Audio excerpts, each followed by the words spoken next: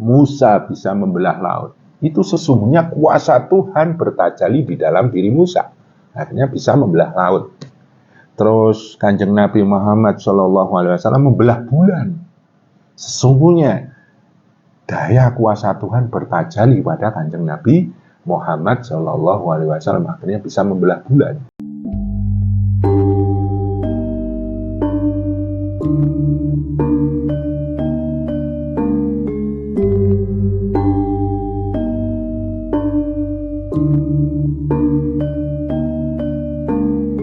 Saya mau tanya. Ya, tanya apa? Itu kadang ada makam dibongkar, ada jasadnya masih utuh gitu loh. Ya. Itu mereka semasa hidup cuma punya amalan khusus atau memang karomah gitu loh? Oh gitu. Maksudnya dikubur berapa lama itu? 1 jam 2 jam ya utuh. Ya, namanya kadang makam kuno, kadang sudah puluhan tahun ya. Oh, puluhan tahun. Ratusan tahun juga ada. Ratusan tahun. Terus dibongkar ternyata jasadnya masih utuh. Tidak busuk gitu. Busuk ya. Ya memang kalau kita mau jujur memang ada ya kayak gitu Kang Parman. Gini Kang Parman, disitulah pentingnya kita memaksimalkan perjalanan pribadi untuk menembus alam kurbah. Jadi orang-orang yang utuh raganya ketika berpuluh-puluh tahun, bahkan ratusan tahun, bahkan ada yang ribuan tahun kok masih utuh, itu tidaklah sesuatu yang mustahil. Sebab di dalam sejarah para nabi zaman dahulu, Ashabul Kahfi saja ya yang tidur berapa ratus tahun itu, terbangun aja dia masih tidak bertambah umurnya, tetap muda gitu kan. Yeah. Nah, kalau pertanyaan jenengan ya gitu, itu memang hadiah atau warid atau anugerah Allah yang diberikan kepada orang-orang yang sukses mencintai Tuhannya dan menjadi kekasih Tuhannya Allah Subhanahu wa ta'ala. Betul itu Kang Parman. Nah, dalam rahasia sangkan paraning dumadi awal akhir hidup dan kehidupan kita, memang ada satu teori yang namanya teori tanazul dan taroki. Kita awalnya dulu sebelum jadi manusia yang di dunia ini, dulu kita tinggalnya di alam kurbah. Kemudian kita turun dari sisi Tuhan, turun ke dunia ini. Saya jadi Rafiq, sama jadi Parman. Itulah proses turun tanah zul. Lah nanti pada akhirnya di penghujung umur kita akan naik lagi menuju alam kurbah. Itulah taroki. Nah, orang-orang yang utuh tersebut adalah orang-orang yang berhasil di dalam hidupnya, walaupun dia belum mati atau belum wafat, tapi mereka dengan tirakatnya, dengan tarekohnya, dengan perjalanan pribadinya telah berhasil menembus alam kurbah.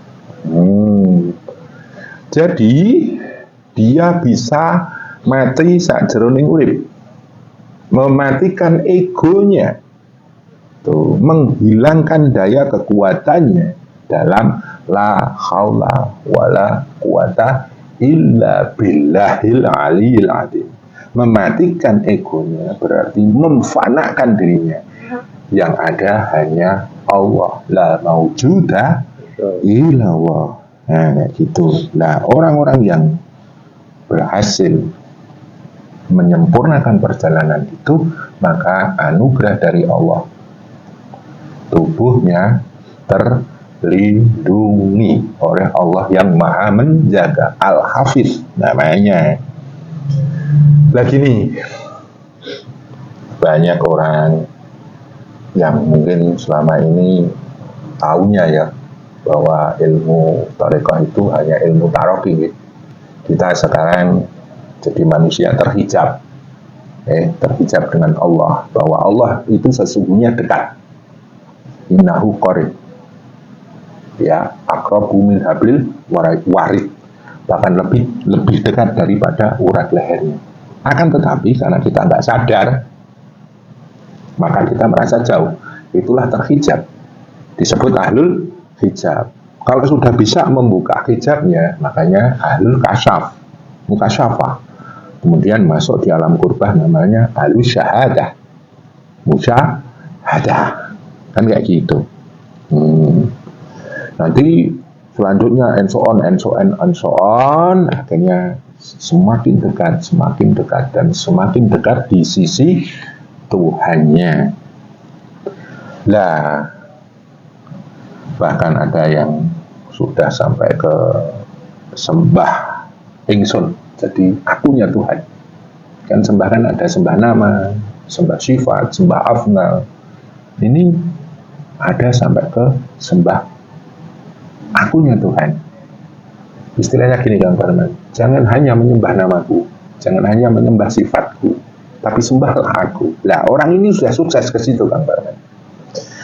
Lah, kalau sudah sampai di sembah aku itu, karena aku Tuhan itu tidak bisa kita jelaskan, nggak bisa kita definisikan. Makanya di sanalah yang disebut suwung, disebut kosong, disebut ghaib, ghaibul ghaib. Kalau di dalam Al-Quran dikatakan walladzina yu'minuna bil ghaib. Nah, itu sembah tertinggi itu yang sudah sampai ke kosong tadi. Tidak ada yang ada kecuali sang aku semesta tadi. Nah, terus kok bisa utuh? Itu mereka bisa mentajalikan semuanya itu dalam tubuhnya, dalam insan kamilnya. Tempatnya insan kamil itu adalah di tubuh ini, Kang Parman. Sempurnanya manusia itu yang membedakan daging. Nah, mereka itu bisa mentajalikan afnal, asma, sifat, zatnya Allah bertajali pada dirinya. Makanya di dalam ilmu Jawa ada meneng, menep, manekung, manembah, manunggal, tinuntun, tajali. Dan dia berhasil mentajalikan di dalam insan kamilnya. Seperti itulah, kalau sudah mentajalikan di dalam insan kamilnya, muncullah yang disebut karomah. Nah, kalau kita masih hidup, kalau para rasul dan para nabi, tajaliat Allah, kuasa Allah itu disebut mukjizat. Seperti itu. Musa bisa membelah laut. Itu sesungguhnya kuasa Tuhan bertajali di dalam diri Musa. Akhirnya bisa membelah laut. Terus Kanjeng Nabi Muhammad SAW membelah bulan. Sesungguhnya daya kuasa Tuhan bertajali pada Kanjeng Nabi Muhammad SAW, akhirnya bisa membelah bulan. Kemudian bertajali pada Nabi Ibrahim ketika dibakar oleh Raja Namrud, tidak terbakar. Kemudian ada juga yang bertajali dalam diri Nuh, ketika muncul air bah, Nabi Lut. Jadi kalau para nabi dan para rasul itu tajaliat kuasa Tuhan itu disebut mukjizat. Kalau orang-orang khawas dan khawasul khawas itu disebut dengan karomah. Orang-orang yang berkaromah, mata batinnya tajam, mata hatinya tajam, bahkan mata semestanya tajam, itu sesungguhnya disebut karomah karena berhasil mentajalikan al-basirnya Allah. Allah yang maha melihat bertajali di dalam dirinya, makanya tajam dia. Kemudian orangnya sakti karena sakral hatinya kuasa Tuhan la haula wala quwata illa billah bertajalli di dalam orang-orang yang mempunyai karomah tersebut. Jadi karomah itu adalah bagian kecil dari tajalliyat kuasa la haula wala quwata illa billah itu tadi. Nah, ketika meninggal dalam keadaan utuh, dalam husnul khatimahnya, Allah bertajalli di dalam orang tersebut. Daya roh aja. Roh itu karena berasal dari ruhullah yang langgeng, akhirnya daya roh itu karena saking seringnya diolah, dia akan membuat tubuh ini awet. Tuh, kemudian mentajalikan sirnya karena tubuh ini dulu sering untuk merasakan Tuhan di dalam hatinya. Hati itu kan tetap bagian dari raga, maka bertajalliyah sirullah, bertajalliyah nurullah di dalam diri. Jadi orang yang utuh itu adalah orang yang utuh ketika dikuburkan beratus-ratus tahun itu karena tajalliyat Allah ada di dalam orang tersebut, kayak gitu. Nah, akhirnya ketika sang sukma pulang kepada sang maha awal akhir, tubuh ini masih terjaga, kayak gitu kan Parmen.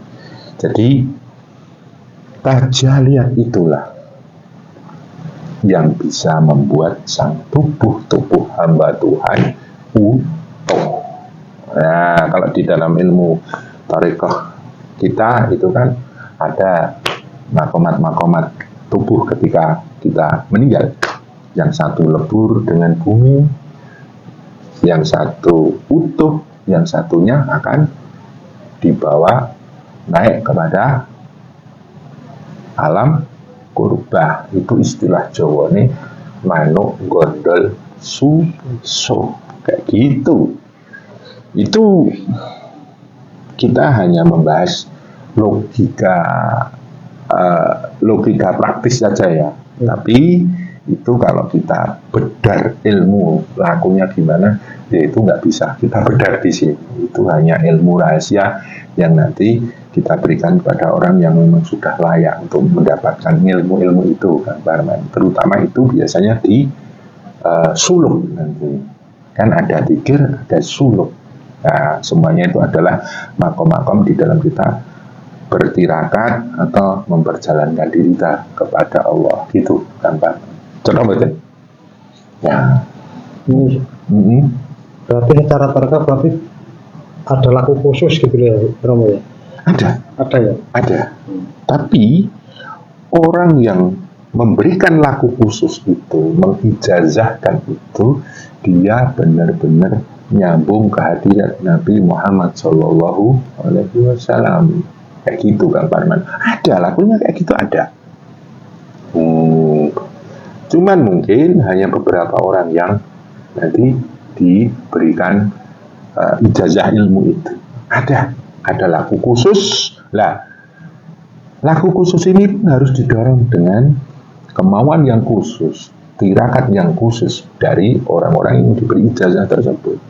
Akhirnya ilmunya sudah khusus, gurunya juga khusus, orangnya pun juga khusus. Nah, akhirnya kemudian berproses secara khusus dan ngapunten, istiqomahnya pun dia mempunyai kekhususan tersendiri.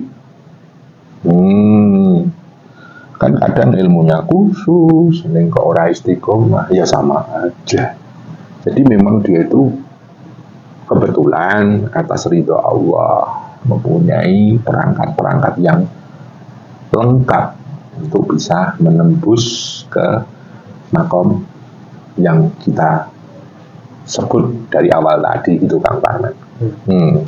Ada orang yang punya laku khusus, karomahnya pun khusus. Nah, makanya disebut ada orang am, orang umum, ada orang khawas khusus, ada yang khawasul khawas. Tapi itu nanti ranahnya ada di dalam perjalanan yang sangat dirahasiakan dalam sebuah majelis gitu.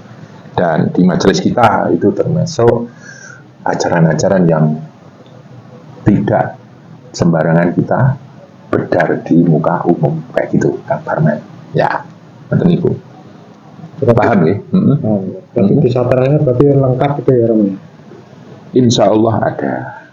Ya, kalau ajarannya ada, kalau dikatakan lengkap nanti nanti kita mengunggulkan majelis kita sendiri. Yang jelas ada, cuma nanti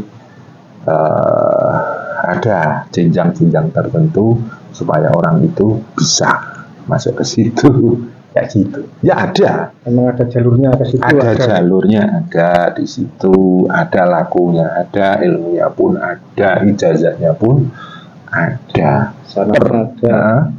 Ada. Cuman masalah berhasil itu hakullah. Karena yang penting kita mujahadah. Walladzina jahadu fina lanahdiyanahum subulana, yang memberikan hasil jadi atau enggak tetap hak prerogatifnya Allah.